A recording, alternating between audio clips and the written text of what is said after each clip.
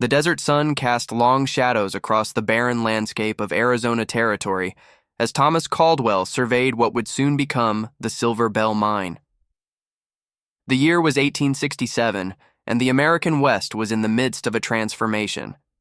The Civil War had ended just 2 years prior, sending waves of desperate men westward in search of fortune and new beginnings.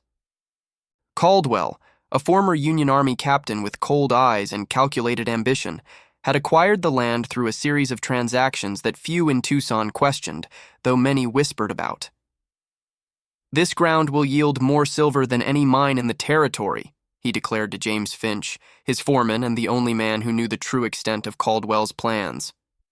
"And the men who will dig it will cost us less than mules." Finch, weather-beaten and loyal to a fault, nodded silently. He had followed Caldwell through the war, through blood-soaked battlefields and moral compromises that had hardened them both. The partnership had proven profitable, if not honorable.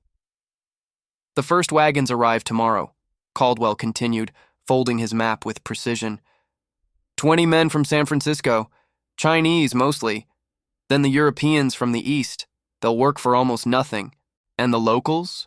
Finch inquired, scanning the horizon where the settlement of Silverado was taking shape, a dusty collection of tents and hastily constructed buildings that had sprung up at the mere rumor of silver. "The Mexicans will take what we offer," Caldwell replied. "The Apache are the only concern, but the Army has promised to handle them. Progress requires sacrifice, James. You know that better than most." The two men mounted their horses, silhouettes against the crimson sunset that painted the mountains blood red. Neither spoke of the geological survey that had revealed dangerous conditions in the primary shaft area, a report Caldwell had paid handsomely to suppress. Neither mentioned the corners that would be cut, the supports that wouldn't be installed, the ventilation that would be inadequate. These were merely calculations in the complex mathematics of profit. By the following week, the Silver Bell Mine had become a hive of activity. Picks struck stone in rhythmic percussion as workers descended into the earth, following veins of ore that glinted with promise. The town of Silverado swelled with saloons and boarding houses, merchants and prostitutes, all feeding on the dream of silver that flowed from the mountain. Miguel Vega arrived with his younger brother Rafael on a scorching June morning. They had traveled north from Sonora, drawn by rumors of high wages and steady work. At 32, Miguel had already worked in 3 different mines, and the marks of his profession were etched into his skin, scars and calluses that told a story of persistence. Rafael, 7 years younger, still possessed the optimism of youth, despite having witnessed the same hardships as his brother. "This will be different," Rafael insisted, as they waited in line to register for work. "American mines have better conditions. We'll save enough to bring Mama and the girls by Christmas." Miguel remained silent, studying the faces of workers emerging from the mine shaft. Their expressions told him more than any foreman's promises could. He saw exhaustion there, and something deeper, a resignation that made his stomach tighten with apprehension. Elizabeth Chen observed the new arrivals from the window of her father's apothecary shop. At 25, she had already defied convention by learning medicine from her father, a Chinese immigrant who had arrived during the gold rush and established himself as a respected, if unofficial, doctor. The mining camp needed medical expertise more than it needed adherence to tradition, and Elizabeth had proven herself capable during a typhoid outbreak the previous winter. "More workers," her father noted, arranging dried herbs in careful bundles. "More patients." Elizabeth nodded, her dark eyes following the Vega brothers as they were assigned to a boarding house. "The mine is taking on too many men too quickly," she observed. "Mr. Caldwell is pushing too hard." "It is not our place to question," her father replied, though his tone suggested he shared her concerns. "We heal who we can." Within days, Miguel and Rafael had settled into the brutal rhythm of mining life. 12-hour shifts in darkness, breathing air thick with dust, the constant threat of collapse lingering in every tunnel. Miguel worked methodically, his experience guiding his picks and shovels while teaching Rafael to recognize the warning signs of unstable ground. "Listen to the mountain," he instructed his brother as they dug through a new section. "It speaks before it moves." Rafael laughed, the sound echoing against the stone walls. Now you sound like Abuelo with his superstitions. Abuelo lived to be old, Miguel replied seriously. Not all miners do. 2 weeks into their employment, the brothers witnessed their first accident. A support beam cracked, sending a cascade of rock onto a Chinese worker named Lin. The man's screams echoed through the tunnels, then fell silent. When they pulled him out, his legs were crushed beyond repair. Elizabeth Chen treated him in a makeshift infirmary, but infection set in, and within days, Lin became the first name on what would become a long list of the mine's casualties. Caldwell ordered work to continue without interruption. Accidents happen in every industry, he told Finch when the foreman suggested improved safety measures.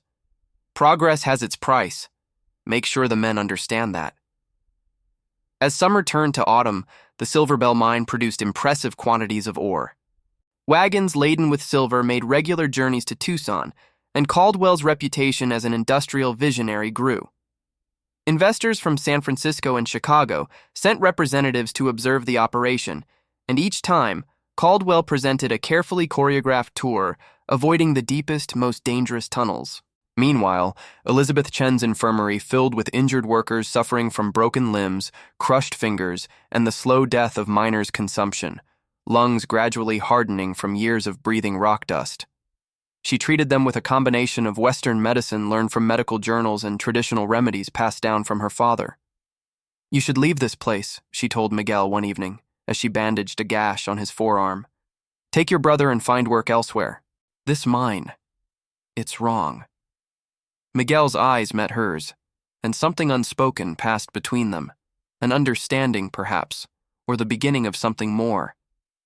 There is no elsewhere, he replied softly. Not for men like us. But I'm watching over Raphael. He will not become another name on your list. October brought the first significant rainfall in months, and with it came trouble. Water seeped into the lower tunnels, weakening timber supports already inadequate for their purpose. Workers reported ominous creaking sounds from deep within the mine, but production quotas had doubled with the approach of winter, and Caldwell dismissed all concerns. The mountain is settling, he assured a group of nervous investors. It's a natural process in any mining operation. I assure you, gentlemen, the Silver Bell is the model of modern efficiency. That night, Miguel couldn't sleep. The boarding house was quiet except for the soft snoring of exhausted men, but something kept him awake, a feeling he couldn't name but had learned to trust. He slipped from his bunk and walked to the window, gazing at the silhouette of the mountain against the star-filled sky. In the distance, a single lantern burned at the mine entrance where the night shift worked. Raphael stirred and joined him at the window. What is it, hermano? I don't know, Miguel admitted. But tomorrow, I want you to ask for reassignment. Request surface work for a few days. Raphael frowned. They'll dock our pay. We need every penny for Mama. Please, Miguel insisted, gripping his brother's shoulder. Just for a few days.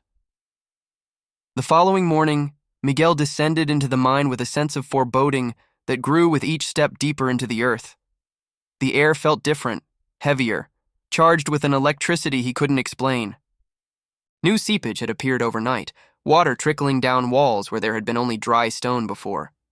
When he reported it to the shift foreman, the man merely shrugged. Captain's orders are to push through the north tunnel today, double time. By mid-afternoon, the creaking had become unmistakable. Veteran miners exchanged glances, their faces tense with unspoken fear. Miguel was helping to set a new support beam when he felt it, a subtle vibration through the soles of his boots like the first tremor of an earthquake. Everyone out, he shouted, dropping his tools. Selgan, the mountain is moving! The warning came seconds before the first collapse, a massive section of ceiling giving way with a roar that seemed to shake the world. Men scrambled toward the tunnel entrance, their lanterns creating frantic patterns of light and shadow. Miguel pushed 2 younger workers ahead of him, turning back to help a Chinese miner who had stumbled. The last thing Miguel remembered before darkness claimed him was the realization that Raphael had not been among those fleeing. Despite his warning, his brother had been assigned to the North Tunnel that morning. Check if you're already subscribed to this channel. If you want to witness how history unfolds through the darkest stories of humanity, stories that need to be remembered rather than forgotten, subscribe now. Elizabeth Chen was preparing herbal remedies when the first injured workers staggered into town, covered in dust and blood. Their incoherent shouts brought people running from every direction. Within minutes, the entire settlement of Silverado was in chaos, men rushing toward the mine entrance while women prepared bandages and boiled water. "Collapse!" gasped one of the miners, a man named Sullivan with whom Elizabeth had played chess on Sundays. North Tunnel gave way first, then it just kept going. Men still down there. Elizabeth's medical training took over, pushing aside the horror that threatened to overwhelm her. She organized the injured into groups based on severity, dispatching runners to gather supplies and set up additional treatment areas in the saloon and church. "Papa," she called to her father, who was already tending to a man with a crushed shoulder. "Send someone for the doctor in Tucson. We'll need morphine and surgical tools." News of the collapse reached Caldwell at his office in town, where he had been meeting with potential investors. His face remained impassive as he excused himself and strode purposefully toward the mine, Finch falling into step beside him. "How many?" he asked, his voice low. "Can't say yet," Finch replied, struggling to keep pace. "Could be 20, could be more." "Survivors?" "Some made it out. Rest are trapped or—" Finch didn't finish the sentence. Caldwell nodded, his mind already calculating. "We'll need to control the narrative. This was an act of God. Unprecedented rainfall, unstable geological formations that couldn't have been predicted. The company will provide generously for the families, of course." Finch gave his employer a sidelong glance but said nothing. Years of loyalty had taught him when to speak and when to remain silent. By dusk, the scope of the disaster had become clear. 17 men had escaped with injuries ranging from minor to life-threatening. 43 remained unaccounted for, trapped behind tons of rock in at least 3 separate sections of the mine. Among the missing were Rafael Vega and 11 other workers who had been in the North Tunnel when the first collapse occurred. Miguel Vega had been pulled from the debris near the main shaft, unconscious but alive. His left leg was broken in 2 places, and a deep gash across his forehead had bled profusely, but Elizabeth determined that his skull was intact. As she cleaned his wounds in the crowded infirmary, his eyes flickered open, disoriented, and clouded with pain. "Rafael," he whispered, trying to sit up. Elizabeth gently restrained him. "Lie still. You're badly hurt." "My brother. Was he with those who escaped?" She couldn't bring herself to answer directly. Rescue efforts are underway. Many men are working to reach those still inside. Miguel's eyes cleared, understanding flooding his features. With surprising strength, he gripped her wrist. "Tell me the truth, Elizabeth." "Rafael was in the North Tunnel," she admitted softly. "They haven't reached that section yet. But there's hope. Sometimes pockets form where men can survive for days." Miguel closed his eyes briefly, his face a mask of pain that had nothing to do with his physical injuries. When he looked at her again, determination had replaced despair. "Help me up. I need to be there." "That's impossible. Your leg—" "Is not important," he interrupted. "My brother is down there. I know the tunnels better than the rescue parties. I can help." Elizabeth recognized the futility of arguing. She had seen this same fierce devotion in her own father when her mother had fallen ill years ago, a willingness to defy reason and possibility for the sake of love. She nodded once, then began fashioning a splint for his leg. At the mine entrance, an impromptu rescue operation had formed under Finch's direction. Teams of miners took turns excavating a path through the main collapse, while engineers studied maps of the tunnel system, seeking alternative routes to reach the trapped men. Caldwell stood apart, conferring quietly with the county sheriff and a representative from the territorial government who had ridden in from Tucson. His main concern appeared to be managing legal liability rather than the rescue effort itself, though he maintained a facade of grave concern whenever approached by workers' families. When Miguel arrived, leaning heavily on a crutch with Elizabeth at his side, a murmur passed through the gathered crowd. His reputation as one of the most experienced miners had grown during his short time at Silver Bell, and men moved aside to let him approach the rescue coordinator. "Vega," the man acknowledged. "Should you be up?" "My brother is in the North Tunnel," Miguel replied, his voice steady despite the pain evident in his drawn features. "I know another way to reach that section, a maintenance shaft we were working on last week. It's narrow, but it might have survived the collapse." The coordinator looked skeptical. "We've been following the main maps. There's no record of any maintenance shaft in that area." "It's not on the maps," Miguel confirmed. "Foreman Jones ordered it as a ventilation improvement. We had just broken through to the North Tunnel 2 days ago." Finch, overhearing the conversation, approached with furrowed brows. "If this shaft exists, why am I just hearing about it now?" "Ask your foreman," Miguel replied bluntly. "But right now it may be the only chance for those men, if they're still alive." Finch hesitated, then nodded. "Show us." Miguel led them to a section of the mine about 200 yards east of the main entrance, where an inconspicuous opening had been partially obscured by equipment. The shaft descended at a steep angle, supported by timber braces spaced at regular intervals. "We'll need the smallest men," Miguel explained. "The passage narrows significantly about halfway down, and lanterns, good ones. The air may be bad."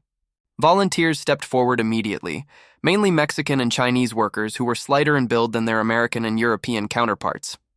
They gathered necessary equipment, while Elizabeth insisted on checking each man before they descended, testing their lung capacity and providing moistened cloths to cover their mouths against the dust.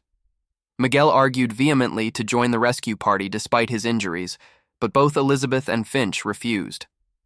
"You've done your part by showing us the shaft," Finch told him.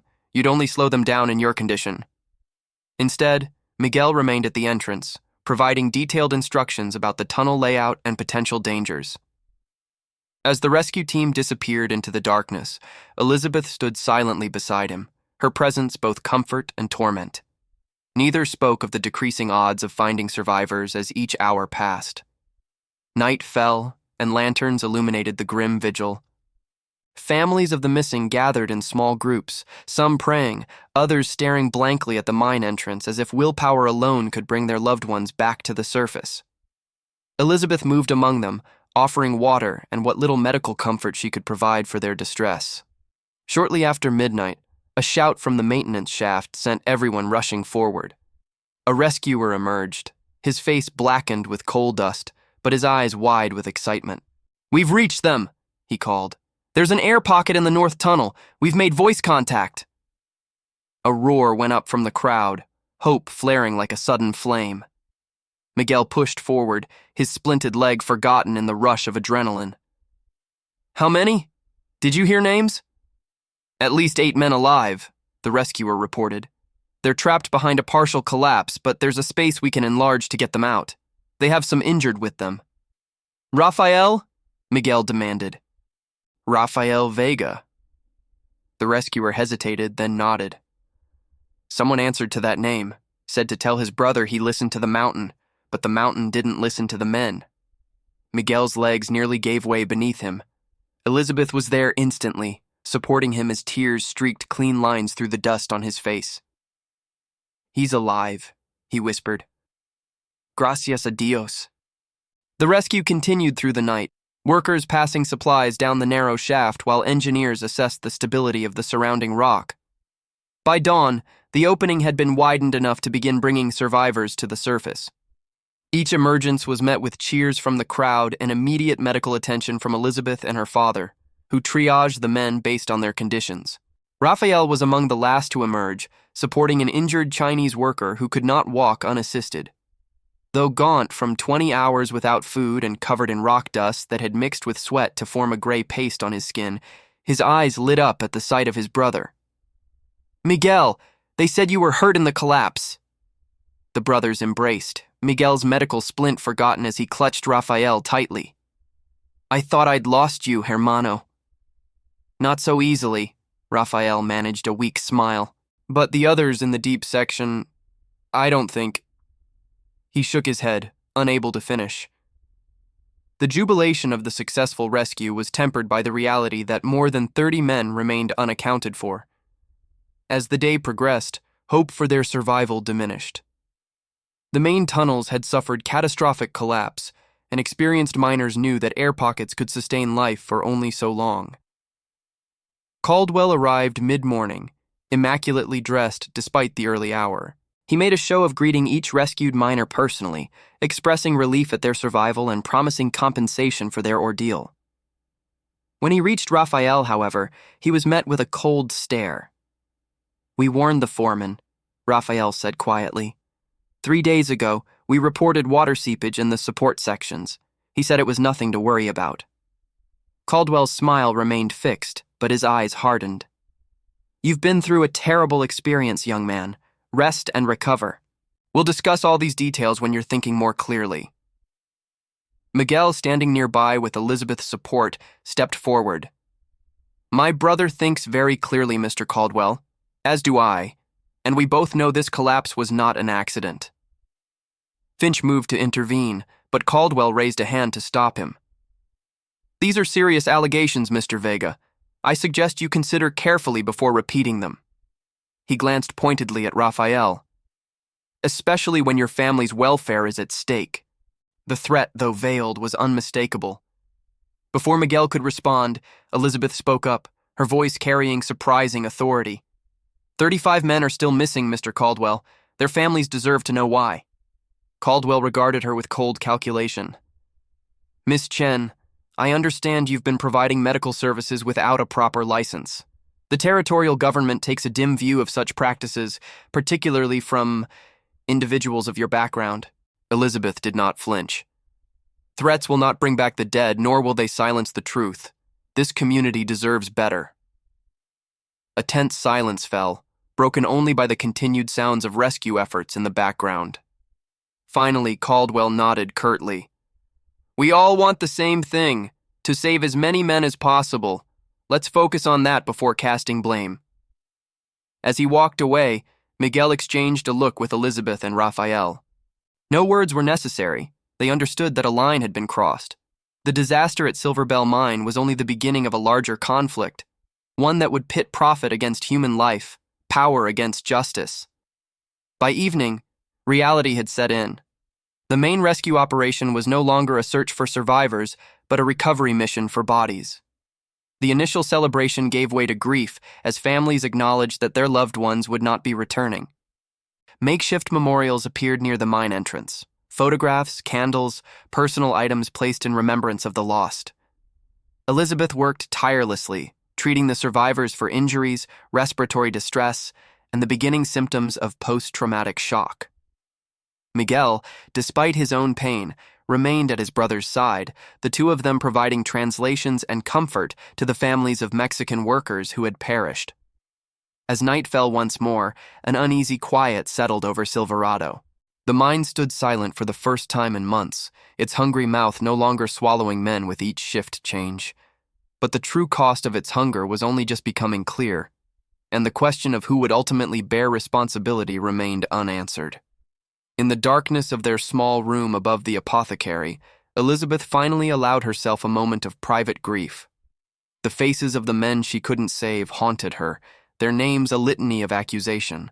Her father found her there, sitting motionless by the window that overlooked the distant silhouette of the mine. "You cannot carry this burden alone, daughter," he said softly, placing a weathered hand on her shoulder. "Someone must speak for them," she replied. "Someone must hold Caldwell accountable." Her father sighed, the sound heavy with the wisdom of a man who had witnessed the world's indifference to suffering. "Justice does not come easily to people like us in this country. Be careful." "I have to try, Baba, for Miguel and Raphael, for all of them." As dawn broke on the third day after the collapse, wagons arrived from Tucson, not with supplies or medical assistance, but with new workers. Men desperate enough to enter a mine where bodies still lay buried beneath the rock. Caldwell had wasted no time in resuming operations in the undamaged sections, his determination to maintain production schedules overriding all considerations of respect or safety. When Miguel saw the new arrivals being processed at the company office, something hardened within him. The splint on his leg seemed less of a burden as he made his way through town, knocking on doors and speaking in hushed tones to fellow miners. Raphael joined him, along with several survivors from the North Tunnel. By sunset, they had visited every boarding house and saloon in Silverado. The seed had been planted, a call for justice that would soon grow into something Caldwell could neither ignore nor control. The town of Silverado had changed in the week following the mine collapse. What had once been a bustling community unified by the promise of silver had fractured into distinct factions. Caldwell and his supporters, mainly businessmen who depended on the mine's prosperity, advocated for a swift return to normal operations. They characterized the disaster as an unfortunate accident, tragic but ultimately part of the risk inherent in mining. Opposing them were the workers, led by Miguel and Rafael Vega, who demanded accountability and improved safety measures before resuming full production. Between these groups stood the families of the deceased, their grief rapidly transforming into anger, as evidence mounted that the collapse could have been prevented. Elizabeth Chen found herself in an unexpected role as mediator and witness. Her medical care for survivors had earned her the trust of the miners, while her educated background gave her credibility with Silverado's elite. She used this position to document testimonies from workers who had reported safety concerns in the weeks before the collapse, accounts that painted a damning picture of negligence. On a cool October morning, Miguel limped to her door, his broken leg healing but still causing him considerable pain. His face had regained some color in recent days, though new lines of worry were etched around his eyes. "The company men are in the saloon," he reported without preamble. "They're offering double wages to anyone willing to re-enter the mine tomorrow. Many will accept. They have families to feed." Elizabeth nodded, understanding the impossible choice facing the miners. "And you? What will you do?" "Raphael and I are organizing a meeting tonight. All workers are invited. American, Mexican, Chinese, everyone. We will propose collective action." He hesitated. "We need someone who can speak to all groups, someone everyone trusts." "You want me to address the meeting," Elizabeth stated, recognizing his unasked question. "You treated them all equally. They will listen to you." His dark eyes held hers. "I know it's asking much. Your father's business has already been threatened by Caldwell's men," she finished for him. "Yesterday, the territorial inspector arrived, questioning our right to provide medical services. It seems we've already chosen sides whether we intended to or not." Miguel's expression hardened. "I'm sorry. I never meant to bring trouble to your door." "The trouble was already here, Miguel. It was just waiting for someone to name it." She straightened her shoulders. "What time is the meeting?" 8 o'clock, the old church at the edge of town. The abandoned church had once served a Presbyterian congregation that had moved on when silver fever subsided in a different settlement. Now its weathered boards and cracked windows offered the only neutral ground in Silverado, a place where men of all backgrounds could gather without drawing immediate attention. By nightfall, the building was filled beyond capacity. Miners sat in broken pews or stood along the walls, their faces illuminated by lantern light. The divisions that normally separated them, language, culture, status, seemed temporarily forgotten in the face of shared grievance. Miguel stood at the front, his injured leg braced against a wooden crate. Raphael beside him. The room quieted as he began speaking in a voice that carried authority despite its softness. "We all came to Silverbell with the same hope," he began, "to provide for our families and build something better than what we left behind. No man here fears hard work or reasonable risk. But what happened last week was neither an act of God nor an unavoidable accident. It was the result of choices made by men who value profit above human life." Murmurs of agreement rippled through the crowd. Miguel continued, switching between English and Spanish while others translated into Chinese. "I have worked in mines for 17 years. I have seen good operations and bad ones. Silverbell could have been safe. The signs of danger were reported multiple times." He gestured to several men in the front row. "Javier warned about water seepage 3 weeks ago. Li and Wong reported loose support beams in the East Tunnel. Sullivan documented insufficient ventilation. Each time, these concerns were dismissed or ignored.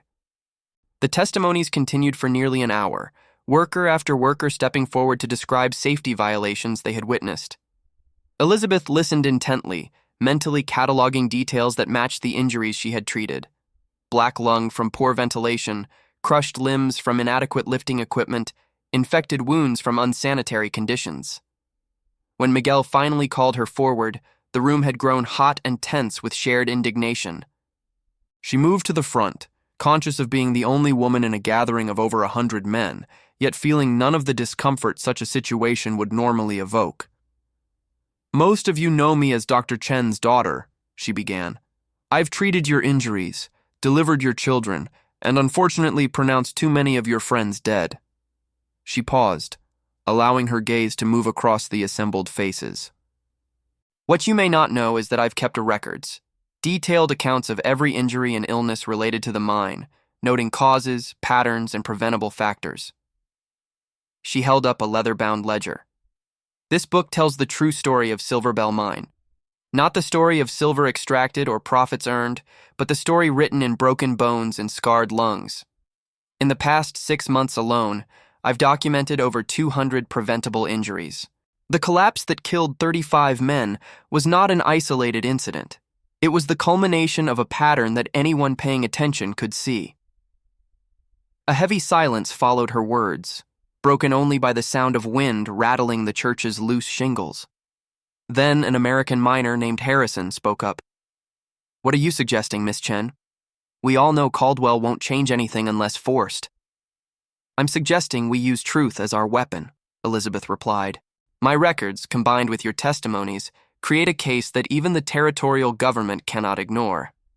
But for this to work, we must stand together, all of us, regardless of origin or position. If some return to work while others protest, Caldwell will simply replace those who speak out." Raphael stepped forward.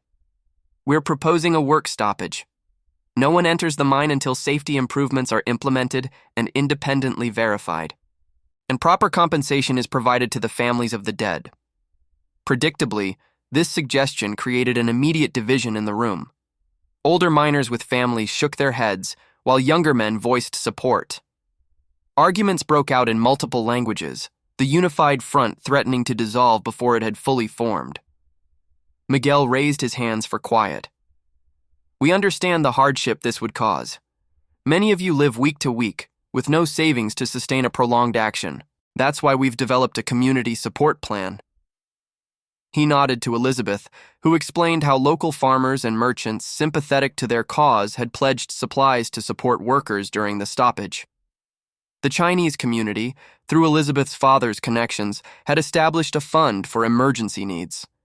Mexican families offered shared housing to reduce costs.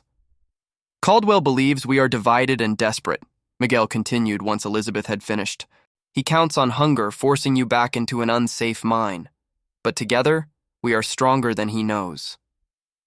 As the meeting continued, Elizabeth noticed a figure slipping out the back door, one of the saloon workers known to report to Finch. Their plans would reach Caldwell before morning, which had been anticipated. The question was how he would respond. The answer came at dawn. As miners gathered at the company office to announce their refusal to work under current conditions, they found the road blocked by a dozen armed men, private security hired from Tucson, led by Finch himself. "The company recognizes your right to seek employment elsewhere," Finch announced from horseback, his voice carrying across the tense gathering. "Those choosing not to work will be required to vacate company housing immediately. Those wishing to fulfill their contracts will be provided protection to enter the mine." A ripple of uncertainty passed through the miners. For many, company housing was their only shelter, and the nearest alternative employment was days of travel away. The carefully constructed solidarity of the previous night wavered in the face of immediate consequences. Seeing this, Miguel limped to the front of the crowd, positioning himself between the miners and the armed men. Raphael and Elizabeth flanked him, creating a visible symbol of resistance. "Mr. Finch," Miguel called, his voice steady, 35 men died because this company valued silver over safety. How many more will die if nothing changes?" Finch's expression remained impassive. That's a decision each man must make for himself, Vega. We offer employment. We don't force anyone to accept it. When the choice is between danger and starvation, it is no choice at all, Raphael responded. You know this. Elizabeth stepped forward, addressing the miners rather than Finch. Remember why we're here. Remember Liu Chen, whose body is still buried in the North Tunnel. Remember Thomas Sullivan, who leaves 5 children without a father. Remember Antonio Diaz, who worked for 15 years without missing a day, until the mountain that Mr. Caldwell wouldn't properly support crushed the life from him. Her voice carried emotion but remained controlled, each name landing like a stone among the gathered men. I have treated your wounds. I have watched you suffer. I have written letters to wives and mothers explaining how their loved ones died. If you return to that mine unchanged, I will continue to perform these duties, but I will do so knowing that we had a chance to prevent the next death, and we failed. A profound silence followed her words. Then, from the back of the crowd, a voice called out in Chinese. Elizabeth's father translated. He asks if you will stand with them if Caldwell brings in replacement workers, if you will face the consequences together. Elizabeth, Miguel, and Raphael exchanged glances, a moment of silent communication that acknowledged the risk they were undertaking. Then, in unison, they nodded. We stand together, Miguel declared. Today, tomorrow, for as long as it takes. The miners' response was not immediate or unanimous. Some drifted away, unable to risk their families' immediate needs for an uncertain future improvement. But the majority remained, their stance a silent answer more powerful than any shouted declaration. Finch's jaw tightened as he assessed the situation. This was clearly not the quick collapse of resistance he had anticipated. After a tense moment, he turned his horse. Mr. Caldwell will be informed of your decision, he stated flatly. Vacate company property by sundown. As the armed men retreated, the reality of what they had begun settled over the crowd. Families would need to be moved, supplies organized, shelter arranged. The work stoppage had transformed instantly from an idea to a siege, with all the logistical challenges that entailed. Elizabeth touched Miguel's arm gently. You should rest. Your leg will heal, he finished, though pain was evident in his drawn features. There's too much to do. The day passed in a flurry of activity as miners' families evacuated company housing, carrying what possessions they could manage. Elizabeth's father opened the rooms above their shop to 3 Chinese families. The local priest, sympathetic to their cause, offered the church as temporary shelter. Farmers on the outskirts of town provided barn space and surplus food. By evening, a makeshift camp had formed on the eastern edge of Silverado, beyond company property. Cooking fires dotted the landscape as displaced families adapted to their new circumstances with the resilience of people accustomed to hardship. Miguel sat beside one such fire, his injured leg extended toward the warmth. Raphael worked nearby, helping to construct a simple shelter of canvas and salvaged wood. Elizabeth moved among the families, checking on the elderly and children, providing what medical care she could with limited supplies. When she finally joined Miguel by the fire, exhaustion evident in the slump of her shoulders, he studied her face in the flickering light. You should not have to endure this, he said softly. Nor should you. Nor any of these people, she replied, accepting a cup of coffee from a Mexican woman who had set up a communal cooking pot. But here we are. It may get worse before it improves. Caldwell will not surrender easily.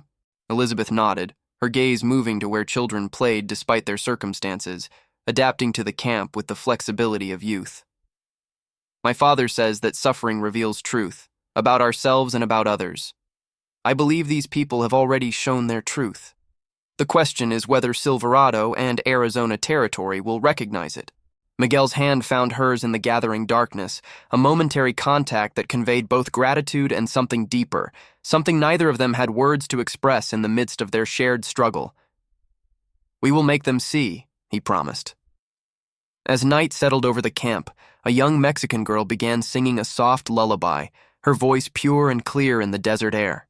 Others joined, the melody weaving between languages, English, Spanish, Chinese, creating a harmony that transcended their differences.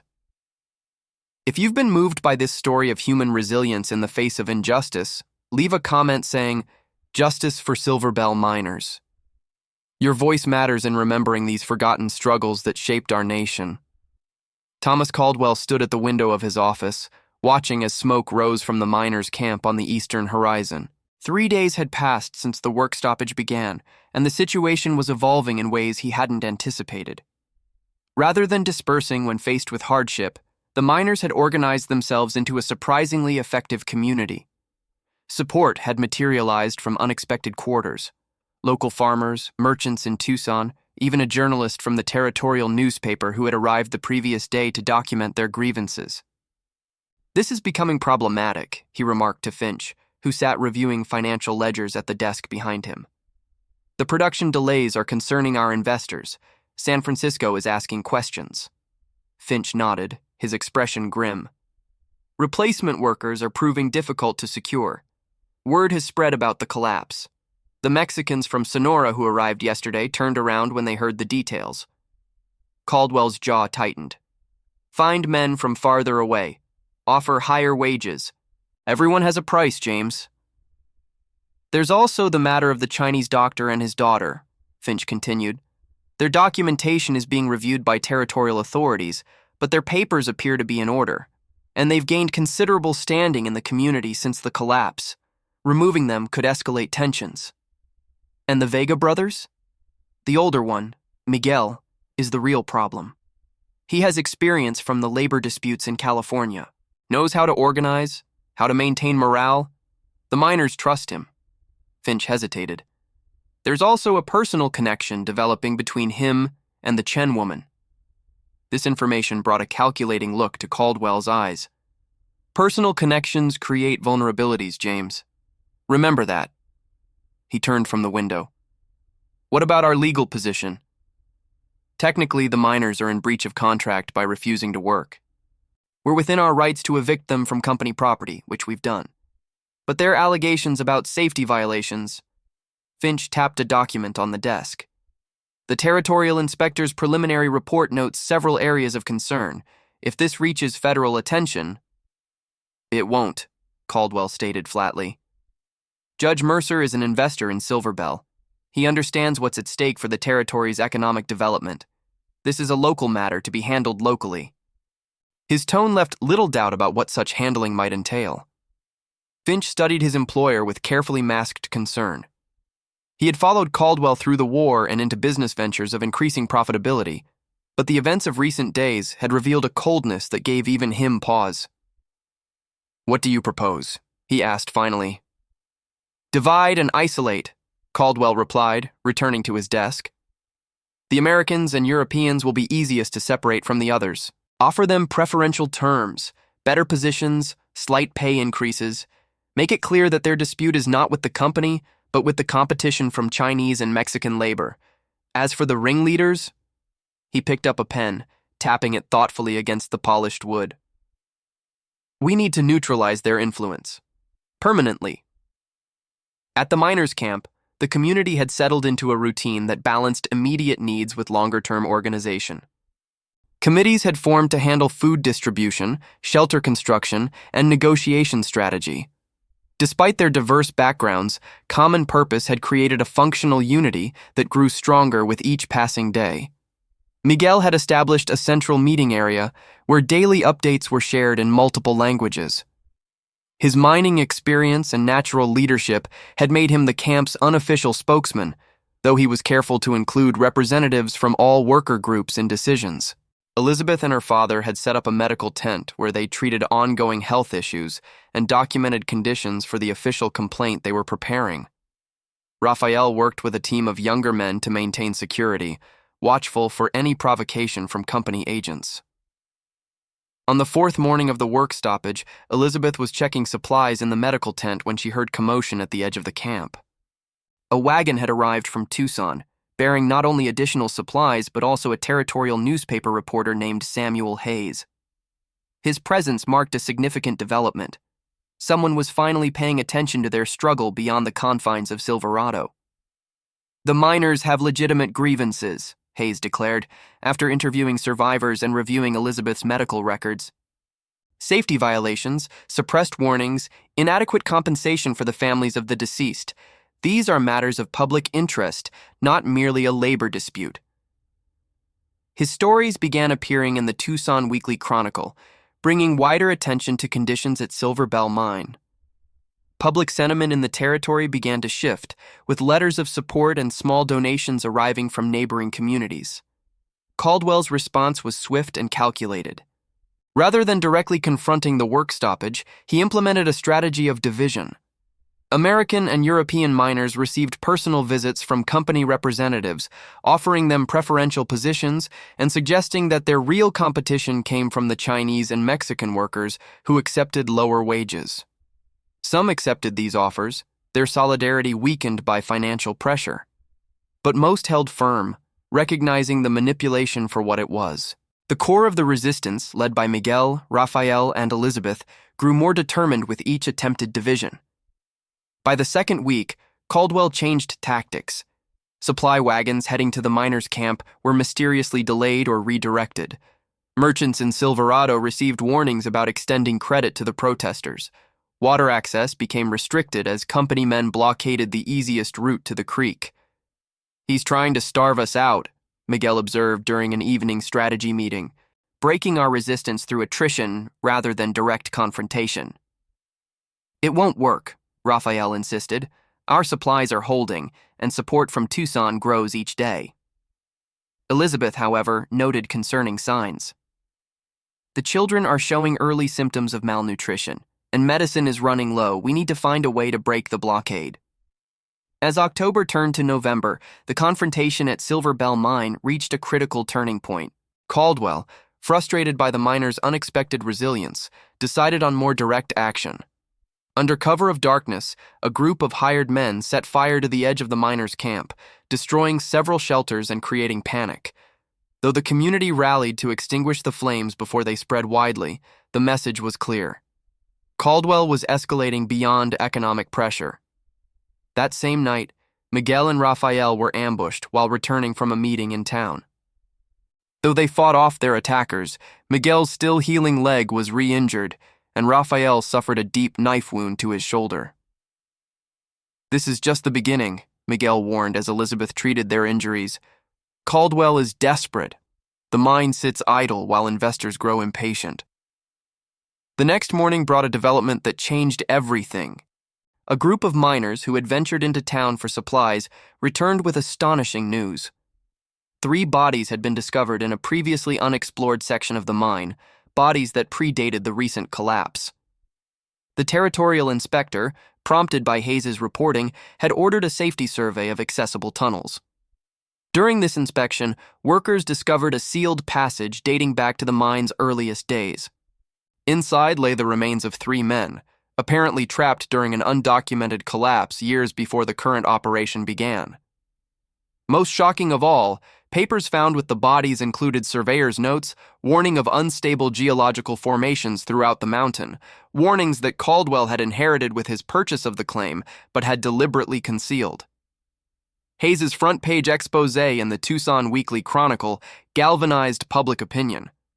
The territorial governor, facing political pressure, dispatched officials to investigate not only safety violations, but potential criminal negligence. Investors began withdrawing support, unwilling to be associated with a growing scandal. Caldwell, his position rapidly deteriorating, made one final desperate attempt to reassert control. He ordered Finch to reopen the mine with whatever workers remained loyal, ignoring all safety protocols in a bid to extract enough silver to satisfy immediate obligations. "The mountain will claim more lives," Miguel warned when news of this plan reached the camp. "We cannot let more men die for Caldwell's greed." That night, as a fierce desert storm swept across Silverado, Miguel, Rafael, and a small group of miners made their way to the mine entrance.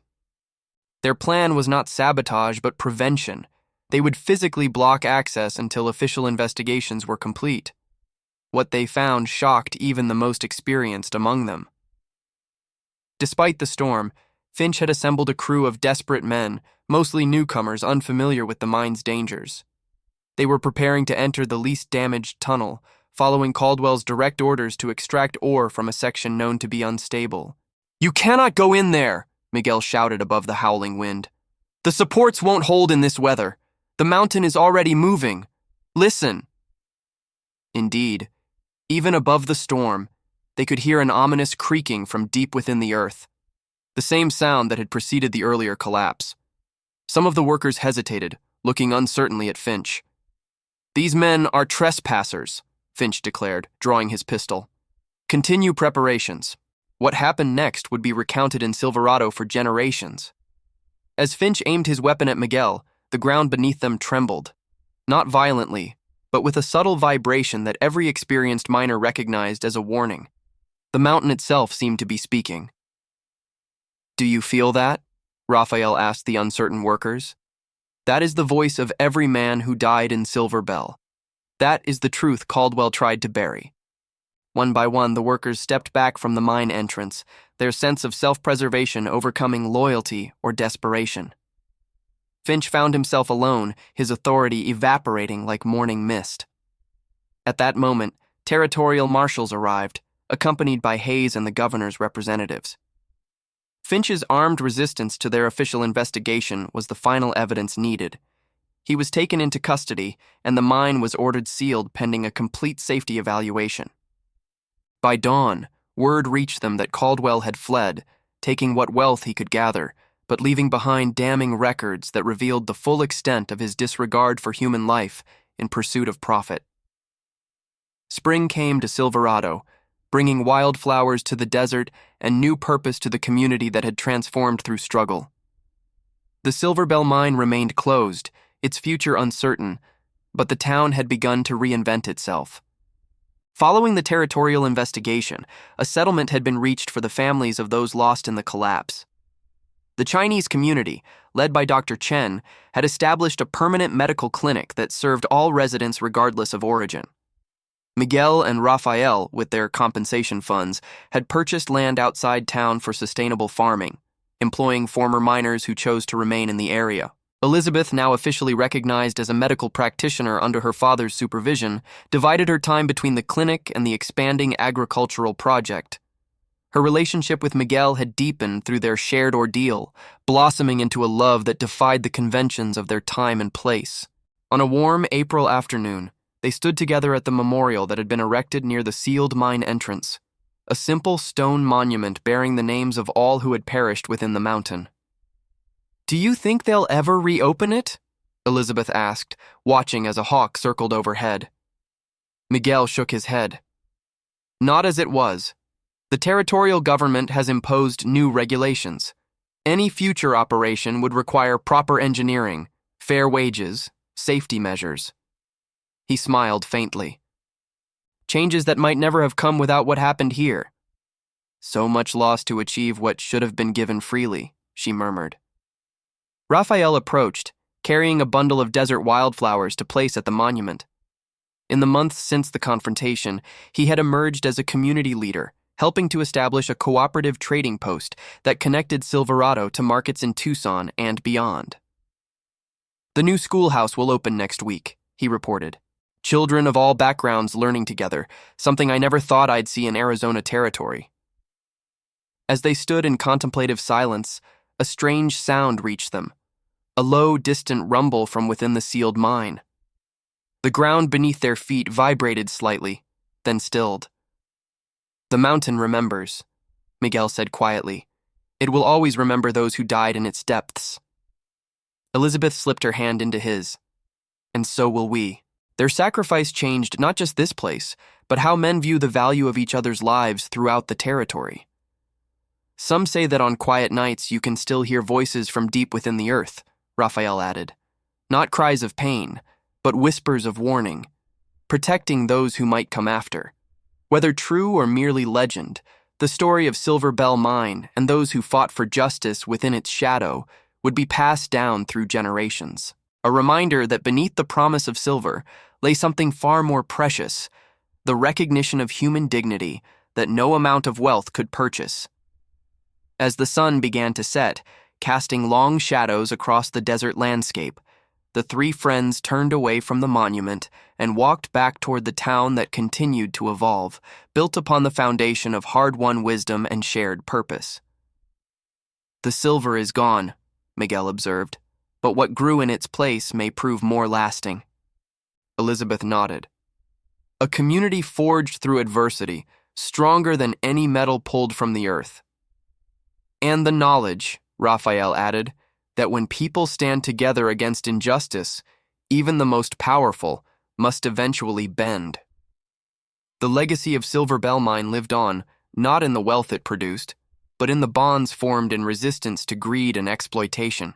The voices from below, those lost in darkness and those who fought in their name, continued to echo across the Arizona desert, a testament to courage that refused to be silenced. If you've watched this far, it's because you liked this story. Leave a comment saying, "I've watched this far," so I can get to know you and see who really enjoys the stories here on the channel. Don't forget to subscribe to catch more forgotten chapters from history. And if this story of courage in the face of injustice moved you, please like and share it with someone who appreciates tales of human resilience and dignity.